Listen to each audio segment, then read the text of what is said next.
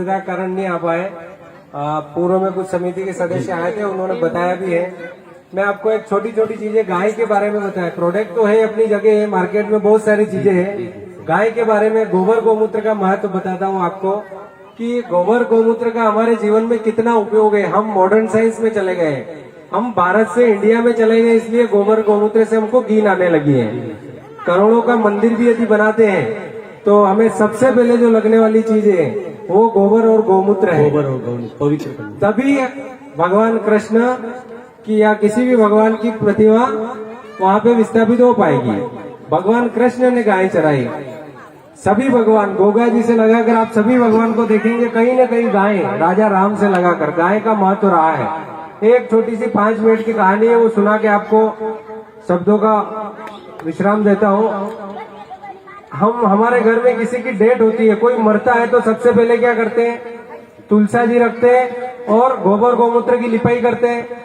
उसके बाद गाय के घी का दीपक लगाते हैं। उसके बाद जैसे ही घर से लाश को लेके जाते हैं तो आगे हंडी में कंडे लगा के जाते हैं। वहां पर कंडे और लकड़ी के साथ दाह संस्कार में देते हैं। घी को लेपन किया जाता है, कंडे का उस पर उपयोग किया जाता है। घाटे में गोमूत्र छिड़कते हुए घर पे आते हैं। तो इसका अब तो हम इंडिया में आ गए ना, अब तो फिनाइल का स्प्रे करना चाहिए हमें। क्यों? गोबर गौमूत्र तो हमारे माइंड में गंदगी है। आप कितने भी रिसर्च पेपर पढ़ लीजिए, गोबर गौमूत्र एंटीबैक्टीरियल प्रॉपर्टी है। दुनिया में सिर्फ गोबर ही एक ऐसी प्रोसेस है जो जैसे जलाओगे वैसे उसका ऑक्सीजन लेवल बढ़ेगा। मैं आपको साइंस की भाषा बताने के बजाय, विज्ञान की भाषा बताने के बजाय आध्यात्म इसलिए बताना चाहता हूँ कि हम सभी गांव से हैं। मैं भी गांव से हूँ, गुरुजी भी गांव से हैं, हम सभी गांव से हैं। वो उसका कारण ये होता था कि जब लाश में कोई बैक्टीरिया रह जाता था तो वो घर में ना फैले और दीपक से वो हवा में ना फैले, क्योंकि गाय का 10 ग्राम का घी जो होता है वो 1 टन ऑक्सीजन पैदा करता है। हमारे घर में एक भी प्रकार का उस डेड बॉडी में से रहा हुआ बैक्टीरिया घर में ना रहे। जैसे ही आप तो बड़े बेटे को पहले हंडी देते हैं। पहले पुराणों में ये लेख है जो गुरुओं से हमने सीखा है कि पहले घर के छोटे बच्चे को हंडी पकड़ा देते ताकि वो जमीन में नीचे रहे, और जब नीचे रहेगी तो धुआं पूरे हमारे रिश्तेदारों के ऊपर जाए ताकि उस डेड बॉडी में से, मरे हुए आदमी में से एक भी बैक्टीरिया हमारे रिश्तेदारों को प्रभावित ना कर सके।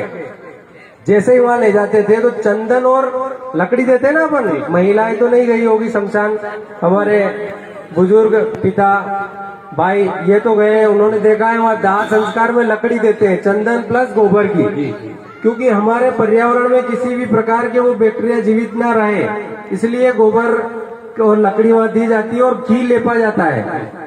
जिंदा रहे और घी ना मिले कोई दिक्कत नहीं, मरने के बाद जरूर पंडित जी ने बोला है 5 किलो चाहिए, 4 किलो चाहिए, होता है।